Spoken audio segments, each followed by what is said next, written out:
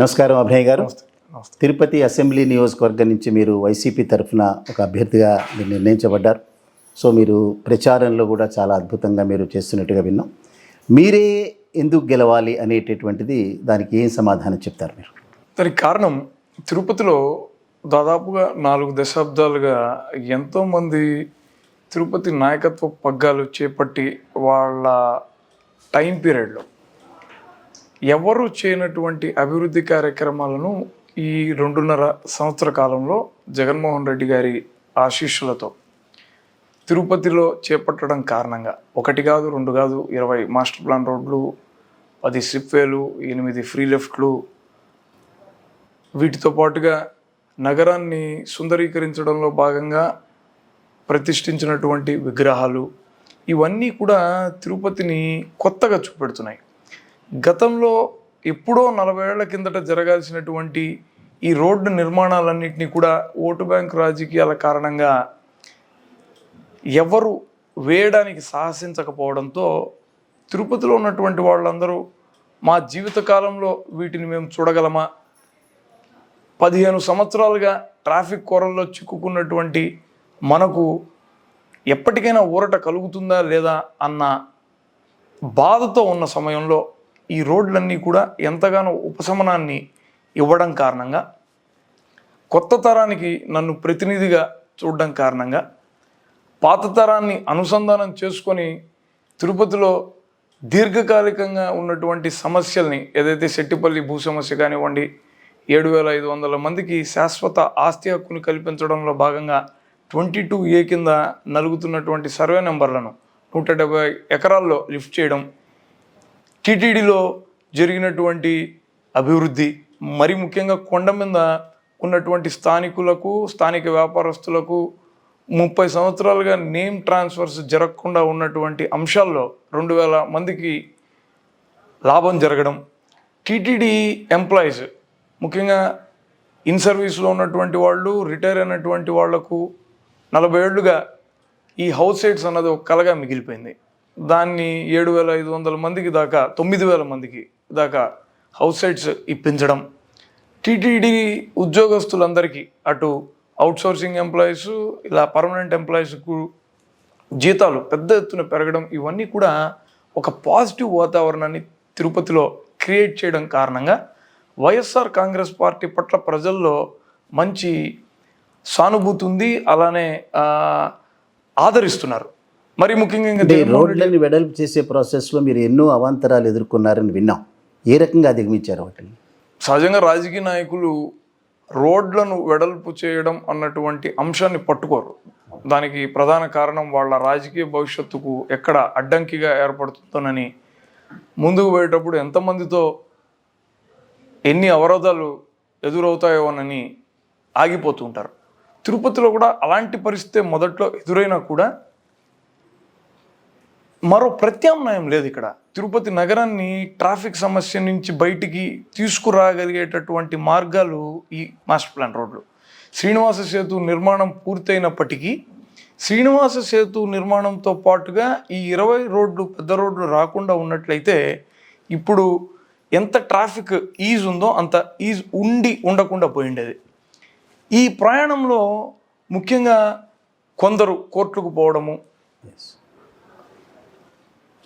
లాలో ఉన్నటువంటి చిన్న చిన్న లూప్స్ని ఉపయోగించుకొని పోస్ట్ పోన్ చేయడము, ఇలాంటి ప్రయత్నాలు చేశారు. కాకపోతే ఇక్కడ పెద్ద ఎత్తున పొలిటికల్ విల్ ఉండడంతో, అధికారులతో సక్రమంగా సమన్వయం చేసుకోవడంతో, లోకల్గా ఇలా ఇబ్బంది పెట్టేటటువంటి వాళ్ళను చుట్టుపక్కల వాళ్ళతో ఒప్పించడము, వాళ్ళతో 4-5 సార్లు మాట్లాడడము, రోడ్లు వస్తే వాళ్ళకు కలిగేటటువంటి లాభాలు, నష్టపరిహారంలో కూడా ప్రభుత్వం టీడీఆర్ బాండ్ల రూపంలో పోగొట్టుకున్నటువంటి వాల్యూకి 4 ఇవ్వడము, వీటన్నిటినీ ఒప్పించడంలో సఫలీకృతం కావడం కారణంగానే ఎక్కడా కూడా పెద్ద చెప్పుకోదగ్గ పరిస్థితుల్లో రోడ్లు ఎక్కడ ఆగిపోయి ఈ కారణాలుగా మనకు తిరుపతిలో కనపడలేదు. మొత్తంగా ఏవైతే రోడ్లు అనుకున్నామో 20 రోడ్లు, ఆ 20 రోడ్లను కూడా ఈ కారణంగా సకాలంలో పూర్తి చేయగలిగాం. అంటే 2 సంవత్సరాల కాలంలో మేము అబ్జర్వ్ చేసాం. ఈ ఫ్లైఓవర్లు వేయటం కానీ, రోడ్లని ఆధునీకరించడం కానీ, ఈ సిటీని సుందరీకరించడం కానీ ఇవన్నీ చాలా అద్భుతంగా చేశారు. సో మీ మనసులో కూడా దేశంలోనే అత్యంత నీట్గా ఉండేటటువంటి ఇందోర్ కంటే తిరుపతిని ముందుంచాలనేటటువంటి కోరిక మీకు ఉన్నట్టుగా తెలిసింది. ఏ రకంగా సాధ్యం అంటారు?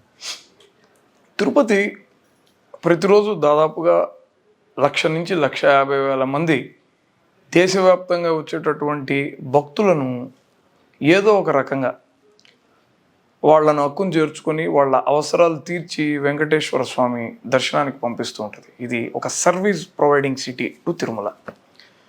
తిరుమల ఎంత పరిశుభ్రంగా ఉంటుందో తిరుపతిని కూడా అంతే పరిశుభ్రంగా పెట్టాలన్నది మా లక్ష్యం. దానికి కారణం తిరుపతిలో భక్తుడు అడుగిడిన వెంటనే ఒక ఆధ్యాత్మిక వాతావరణం కానీ ఆధ్యాత్మిక పులకింత కానీ అతను లోనవ్వాల్సిన పరిస్థితిని మనం క్రియేట్ చేయాలి. దానికి ఉన్నటువంటి ఏకైక మార్గం చుట్టుపక్కల అంతా కూడా పరిశుభ్రంగా ఉంచగలిగితే ఆ ఫీల్ భగవంతుడి మీద సహజంగా కలుగుతుంది.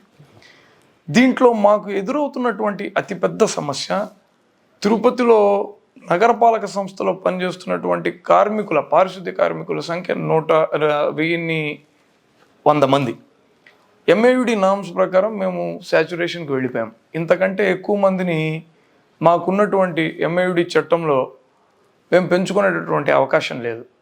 కానీ తిరుపతి నగరపాలక సంస్థ పరిధి పూర్తిగా 27 స్క్వేర్ కిలోమీటర్లు మాత్రమే ఉంటుంది. చాలా చిన్న నగరపాలక సంస్థ ఇది. తక్కిన మున్సిపాలిటీలతో కానీ మున్సిపల్ కార్పొరేషన్లతో కంపేర్ చేసుకుంటే, కానీ జనాభా రీత్యా ఎక్కువ సాంద్రత కలిగినటువంటి నగరం. తిరుమల తిరుపతి దేవస్థానం వారు దాదాపుగా 45% భూమిని తిరుపతిలో తమ ఆస్తిగా కలిగి ఉన్నారు. ఎంఏయుడిలో ఉన్నటువంటి ఎగ్జంప్షన్స్ కారణంగా వీళ్ళు ప్రాపర్టీ ట్యాక్స్లో ఎగ్జంప్షన్స్ తీసుకుంటున్నారు. మొత్తంగా ఉన్నటువంటి 395 అసెస్మెంట్స్కి గాను తిరుపతి నగరపాలక సంస్థకు టీటీడీ ప్రతి ఏటా కట్టేటటువంటి ప్రాపర్టీ ట్యాక్స్ కేవలం 4 కోట్ల రూపాయలు మాత్రమే. ఇంత స్థలం ఒక ప్రైవేటు వ్యక్తి చేతుల్లో కానీ లేదంటే ఇతర వ్యక్తుల చేతుల్లో కానీ ఉండి ఉన్నట్లయితే, ఇప్పుడు ఉదాహరణకు నా వార్డులో శ్రీ కన్వెన్షన్ సెంటర్ అనేటటువంటి ఓ కళ్యాణ మండపం సంవత్సరానికి 30 లక్షల రూపాయల ప్రాపర్టీ ట్యాక్స్ని కడుతుంది. ఆ లెక్కన ఇంత భూభాగానికి రఫ్గా ఒక అంచనా వేసుకుంటే 140 నుంచి 160 కోట్ల రూపాయల ప్రాపర్టీ ట్యాక్స్ టీటీడీ కట్టాలి. అందులోనూ తిరుపతి నగరపాలక సంస్థ బాధ్యత తిరుపతిలో ఉన్నటువంటి నగరవాసులందరికీ కూడా సివిక్ ఎమ్యూనిటీస్ని ప్రొవైడ్ చేయడం. తిరుపతికి ప్రతిరోజు వచ్చేటటువంటి భక్తులు, అంటే కొండపైకి పోయేటటువంటి వాళ్ళు 1,50,000 మంది ఏదో ఒక రకంగా చెత్త చెదారాన్ని తిరుపతి నగర వీధుల్లో డంప్ చేస్తుంటారు.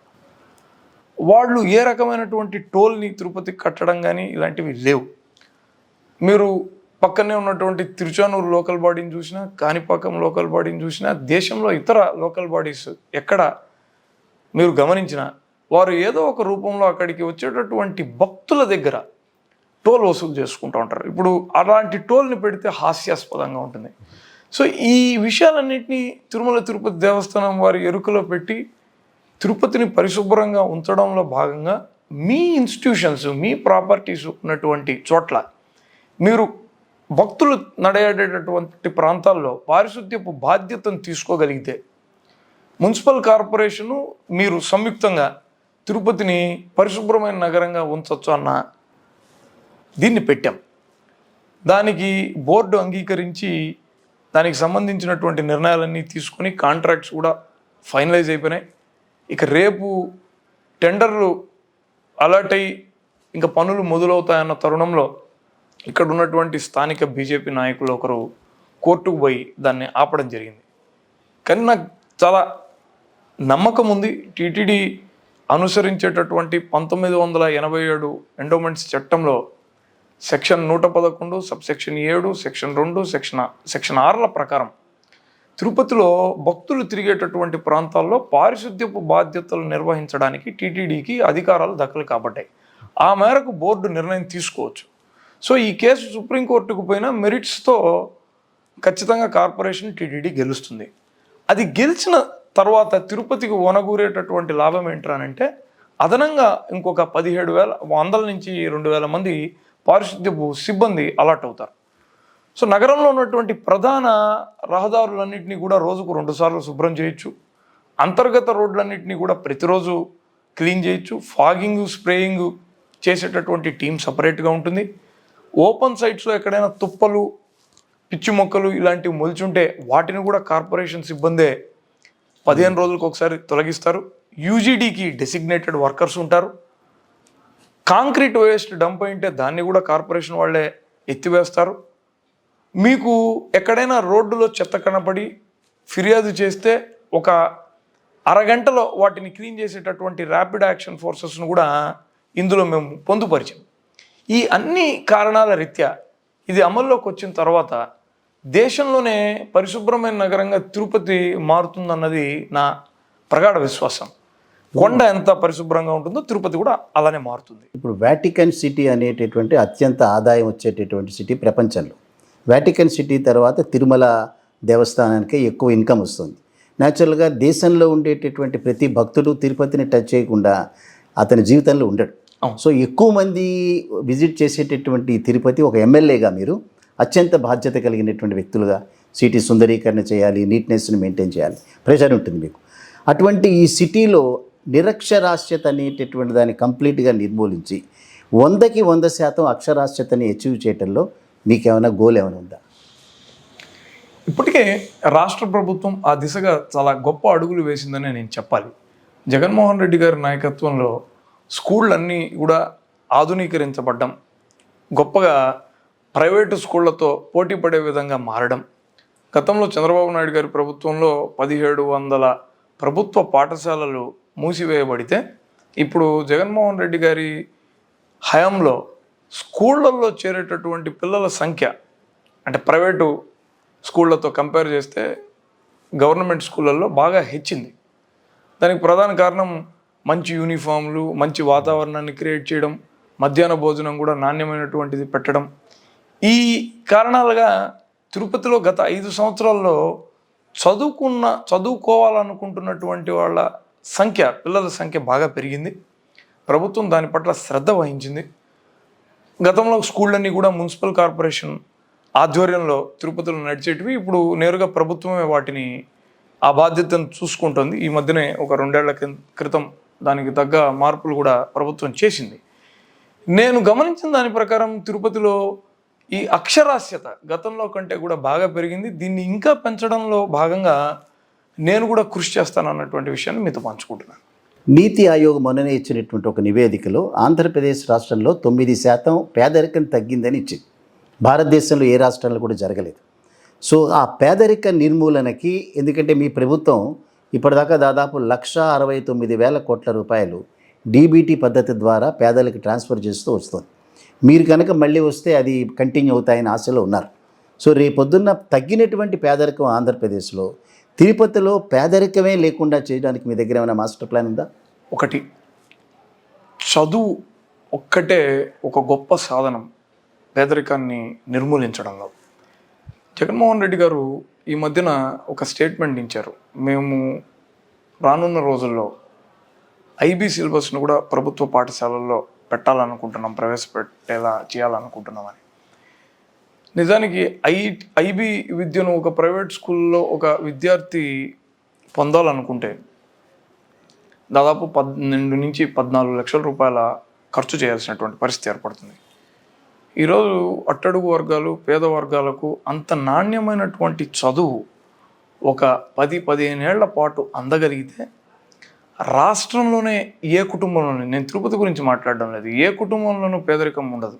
తరతరాల పేదరికాన్ని పోగొట్టేటటువంటి ఏకైక మార్గం ఆ ముందు తరానికి ఆ కుటుంబంలో మంచి చదువును అందించడం. జగన్మోహన్ రెడ్డి గారు ఆ విషయంలో సక్సెస్ అవుతారన్న అపారమైనటువంటి నమ్మకం నాకుంది. మీరు అన్నటువంటి ఆర్థిక విధానాలు, రాష్ట్రం దేశంలోనే గొప్ప సంక్షేమ రాష్ట్రంగా ఈరోజు మారిపోయింది. ఏ ప్రభుత్వం కూడా ప్రవేశపెట్టనన్ని సంక్షేమ పథకాలు ప్రవేశపెట్టడం ద్వారా పెత్తందారుల చేతుల్లోనూ లేదంటే కాంట్రాక్టర్ల చేతుల్లోనూ ఉండాల్సినటువంటి డబ్బులన్నీ కూడా ఈరోజు సామాన్యమైనటువంటి ప్రజానికం చేతుల్లోకి పోతుంది. ఆ కారణంగా వాళ్ళు తమ పిల్లల్ని ఉన్నతంగా చదివించుకోవాలనో లేదంటే ఉన్నతమైనటువంటి అవకాశాలని వాళ్ళ జీవన విధానాలకు వెతుక్కోవడమో జరుగుతుంది. మీరు నీతి ఆయోగ్ చెప్పిన దాని ప్రకారం 9% పేదరికం నిర్మూలన జరిగిందనడం నిజంగా ఆ రిపోర్టు ఎంత ఆనందాన్ని ఇస్తుందంటే ఒక 5 ఏళ్ల కాలంలోనే ఇంత పర్సంటేజ్ని తగ్గించినటువంటి రాష్ట్రం మరొకటి లేదు. నేను జగన్మోహన్ రెడ్డి గారి పరిపాలనలో ఆయన ఇంకొక 3 టర్ములు కానీ ఉండగలిగితే నేను చెప్పినటువంటి విధానంలో మంచి నాణ్యమైనటువంటి చదువు అందగలిగితే ఈ పర్సంటేజ్ ఇంకా కూడా తగ్గుతుందని నేను భావిస్తున్నాను. 2014 సంవత్సరంలో ప్రధానమంత్రి కాబోయే అభ్యర్థిగా నరేంద్ర మోడీ గారి తిరుపతిలోని ఒక సమావేశం పెట్టి ఆ సమావేశంలో చంద్రబాబు నాయుడు, పవన్ కళ్యాణ్ లాంటి వ్యక్తులందరూ ఉండగా ప్రత్యేక హోదా అనేదాన్ని 15 సంవత్సరాలు ఇస్తామని చెప్పారు. వెంకటేశ్వర స్వామి సాక్షిగా వాళ్ళు ఇవ్వలేదు. ఆ ప్రత్యేక హోదా సాధించడానికి మీ దగ్గర నుంచి ఏమైనా ప్రయత్నాలు ఉంటాయా? ముమ్మాటికి జగన్మోహన్ రెడ్డి గారు చాలా స్పష్టంగా గత ఎన్నికల్లోనే ఆయన చెప్పారు, వైఎస్ఆర్ కాంగ్రెస్ పార్టీ ప్రత్యేక హోదాకు ఖచ్చితంగా ప్రయత్నం చేస్తుంది, మా ఎమ్మెల్యేలందరూ మా ఎంపీలందరూ కూడా దాని మీద ఒత్తిడి చేస్తారని. దానికి తగ్గట్టుగానే అనేక సందర్భాల్లో పార్లమెంట్లో ఆ ఇష్యూ రైజ్ చేసినప్పటికీ కూడా నరేంద్ర మోదీ గారి ప్రభుత్వానికి వచ్చినటువంటి మెజారిటీ కారణంగా వారు దాన్ని ఇప్పటి వరకు చేసే పరిస్థితులు ఉన్నప్పటికీ కూడా దాన్ని దాటవేస్తూ వస్తూ వచ్చారు. భవిష్యత్తులో ఆయా పరిస్థితులు మారతాయి. ఇప్పుడు జరగబోయేటటువంటి ఎన్నికల్లో బీజేపీ పార్టీకి 370 స్థానాల కంటే ఎక్కువే వస్తాయని అందరూ ఊహిస్తున్నారు. అలాంటి పరిస్థితులు ఉన్నాయని నమ్ముతున్నారు. ఈసారికి ఎంత మేరకు వాళ్ళు తలొగ్గి మన రాష్ట్ర అవసరాలకు సహకరించే విధంగా ప్రత్యేక హోదాను ప్రవేశపెడతారని నేనైతే అనుకోవట్లేదు. కానీ భవిష్యత్తులో వైఎస్ఆర్ కాంగ్రెస్ పార్టీ దీన్ని ఖచ్చితంగా సాధిస్తుందని అయితే మాత్రం నేను చెప్పగలను. మీ నాన్నగారు టీటీడీ చైర్మన్గా అంతవరకున్న సమయంలో దళిత గోవిందం అనేటటువంటి ఒక స్కీమ్ ద్వారా వెంకటేశ్వర స్వామిని దళిత వాడలకు పట్టుకొచ్చారు. మీరు ఎమ్మెల్యే ఎన్నికైన తర్వాత మళ్ళీ అదే కార్యక్రమాన్ని 2 తెలుగు రాష్ట్రాల్లో దేవుణ్ణి పట్టుకొస్తారా మధ్యలోకి ప్రజలు? అది టీటీడీకి సంబంధించినటువంటి అంశం. టీటీడీ చైర్మన్గా ఆయన మొదటి పర్యాయం ఉన్నప్పుడు ఎంతో ఇష్టంతో చేసినటువంటి కార్యక్రమం. నేను అప్పుడు ఇంజనీరింగ్ చదువుకునే రోజులవి.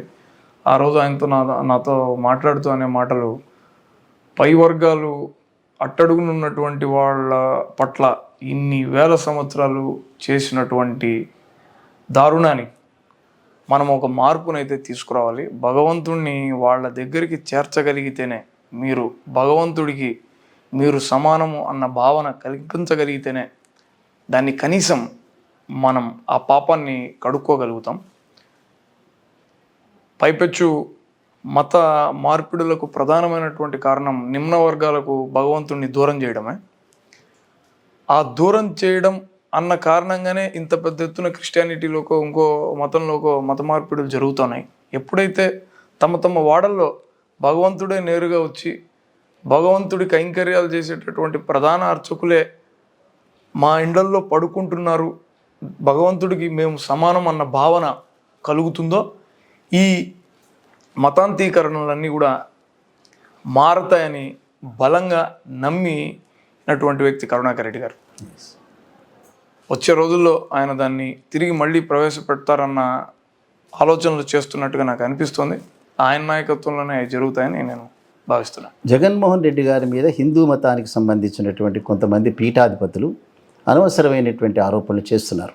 సో అవన్నీ పక్కన పెడితే మీరు రేపు ఎమ్మెల్యేగా గెలిచిన తర్వాత తిరుపతిలో ఒక ఆధ్యాత్మిక పాఠశాల కానీ, ఒక వేద పాఠశాల లాంటివి ప్రపంచవ్యాప్తంగా ప్రాచుర్యం పొందినటువంటి విద్వాంసులతో నడిపేటటువంటి ఆలోచన ఏముందా? అంటే తిరుపతిలో ఆ రకమైనటువంటి ప్రయత్నాలు చేయాల్సిన అవసరం లేదనుకుంటున్నాను. ఎందుకంటే టీటీడీనే వేద పాఠశాలను చాలా గొప్పగా నడుపుతోంది. కొన్ని వేల మంది విద్యార్థులు టీటీడీ వేద పాఠశాలలో చదువుతున్నారు. వాళ్లకు మంచి అవకాశాలని, వస్తువులని టీటీడీ కల్పిస్తోంది.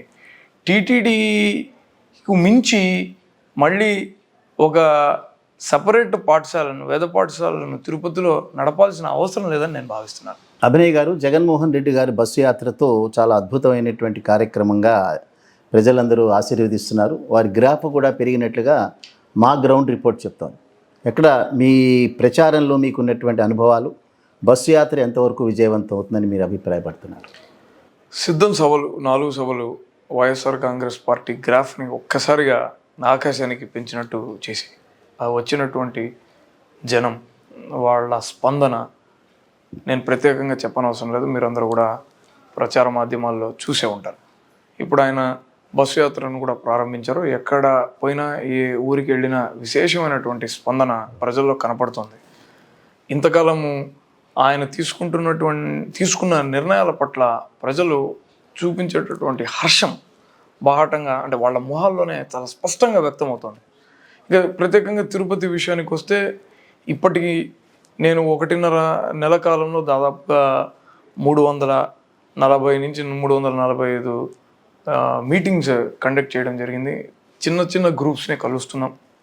ప్రభుత్వం పట్ల చాలా అనుకూలమైనటువంటి వాతావరణం కనపడుతుంది. తిరుపతిలో ఒక సెక్షన్ సంక్షేమాన్ని అందుకునేటటువంటి వాళ్ళు ఉంటే మరో సెక్షన్ పూర్తిగా అభివృద్ధిని కోరుకునేటటువంటి వాళ్ళు ఉన్నారు. అభివృద్ధి విషయంలో నేను ఇదివరకే మీతో చెప్పాను, తిరుపతిలో గతంలో ఎన్నడూ లేనంత గొప్పగా రోడ్ల నిర్మాణాలు కానీ కళ్ళకు కనపడనటువంటి అభివృద్ధి కూడా జరిగింది. దాంతో ఇక్కడ జోడెద్దు బండుల్లాగా అభివృద్ధి సంక్షేమం నడవడంతో తిరుపతిలో పెద్ద రెస్పాన్స్ ఉంది. ఖచ్చితంగా వైఎస్ఆర్ కాంగ్రెస్ పార్టీ ఇక్కడ విజయ దుందిబ జగన్ గారి నాయకత్వంలో మోగిస్తుందని నేను అనుకుంటున్నాను. మీరు యువకులు, చదువుకున్నటువంటి అనేక మందికి ఉద్యోగ అవకాశాలు కల్పన ఆంధ్రప్రదేశ్లో సరిగా జరగట్లేదనేటటువంటి ఒక ఆరోపణ ప్రతిపక్షాలు చేస్తున్న సందర్భంలో మీరు రేపు ఎమ్మెల్యేగా గెలిచి రేపు విద్యాశాఖ మంత్రిగానో లేదా మరొక మంత్రిగానో కొనిక అయినప్పుడు ఈ నిరుద్యోగ యువకులకి ఉద్యోగ అవకాశాలు కల్పించేటువంటి కార్యక్రమాన్ని ఏదైనా చేయగలుగుతారా? ఇది ఎంత అవాస్తవం అంటే, ఈ ప్రచారం ఎంత బలంగా ప్రతిపక్షాలు తీసుకుపోయినాయంటే 2019 నుంచి 2023 వరకు రాష్ట్రంలో ఉద్యోగాలు పొందినటువంటి వాళ్ళ సంఖ్యను ఈ మధ్యకాలంలోనే కేంద్ర ప్రభుత్వం ఒక నివేదికలో చెప్పడం, దాని మీద పెద్ద ఎత్తున ఒక చర్చ కూడా తిరుపతి నగరంలో ఇటీవల జరిగింది. ఈయన జగన్మోహన్ రెడ్డి గారు అధికారంలోకి వచ్చిన తర్వాత రాష్ట్ర సచివాలయాల్లో వాలంటీర్ వ్యవస్థను అలానే సచివాలయ వ్యవస్థను తేవడం కారణంగా 5 లక్షల మందికి పైగా ఉద్యోగ అవకాశాలను కల్పించారు. హెల్త్ సెక్టార్లోను ఇతర అవుట్సోర్సింగ్ సెక్టార్లలోనూ ఈ ప్రైవేట్ కంపెనీల్లో వచ్చినటువంటి ఉద్యోగాలన్నింటినీ కూడా లెక్కగట్టుకుంటే పెద్ద ఎత్తున గత ప్రభుత్వంలో కన్నా కూడా ఇప్పుడు ఉద్యోగాలు వచ్చినటువంటి వాళ్ళ సంఖ్య ఎక్కువ అని కేంద్ర ప్రభుత్వమే నివేదికలు ఇచ్చింది. దాన్ని ఎవరైనా కూడా ఆన్లైన్లోనే రెఫర్ చేయొచ్చు. నాకు ఆ అంకెలు సరిగ్గా గుర్తులేవు కాబట్టి నేను దాంట్లో ఆ అంకెను స్పష్టంగా చెప్పలేకపోతున్నాను. ఇంకా తిరుపతి విషయానికి వస్తే తిరుపతిలో ఐటీ పరిశ్రమలను తీసుకురావాలన్న లక్ష్యంగా పనిచేస్తున్నాం. తిరుపతిలో తూర్పు వైపున ఉన్నటువంటి ప్రాంతాన్ని ఐటీ కేంద్రంగా మార్చి ఇప్పుడు వేసినటువంటి మాస్టర్ ప్లాన్ రోడ్లన్నీ కూడా ఆ తూర్పు వైపు ఉన్నటువంటి ఆ ప్రాంతాన్ని కలుపుతున్నాయి.